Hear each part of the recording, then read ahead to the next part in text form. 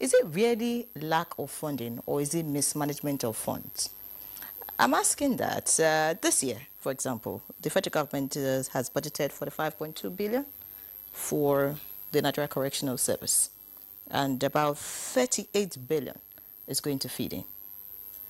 I mean, every year there's always a budget, for the Nigerian Correctional Service. In your own view, because you're an independent, a body in this panel investigation, do you think there are other areas that, we need to deal with, away from this inmate issue or officers issue? Do you think there are other issues that are affecting the way the correctional service functions? Yes, there are. What we're doing, we are taking time to look at the correctional service, their operations, beyond what is reported and beyond what is seen on the surface. Okay. And then we're also looking at smart ways of running government enterprises.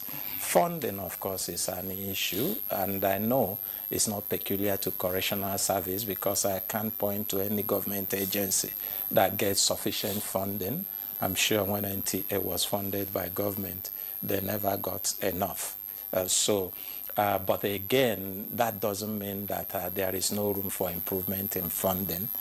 For example, the amount of money currently approved or allocated for feeding cannot normally feed any person, normal person.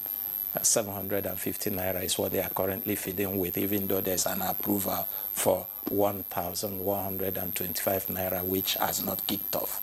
So, and even at that 1,125 naira per day, right? Per day, per inmate per day, all of us go to the market, so you know that that's I don't know whether it's triangular meal or square meal. So we know nobody eats 3 square meal any longer. That's why I say triangular. So it could be triangular, but it's not even only about feeding. There is also money for infrastructure, because I know that if government have more allocation or provisions for infrastructure, some correctional services may require upgrade or even relocation.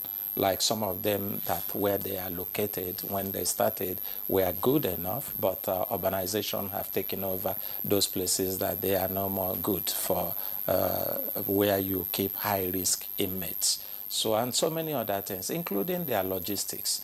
The level of vehicles provided, or the number of vehicles provided for correctional service operations or logistics is barely enough. And some people may not understand it. In a place where a correctional facility house inmates that are supposed to be taken to about 10, 15 local governments in a state, and they have only 2 or 3 vehicles to do that, you can imagine what it means. And court has time. Court wouldn't wait for you. So by the time they do the merry-go-round from one location to another, they may get to the end of the court where the cases have been mentioned and then stood down. And not only that, also, even the amount of money for what we have seen provided for running those logistics, it means that government need to step up.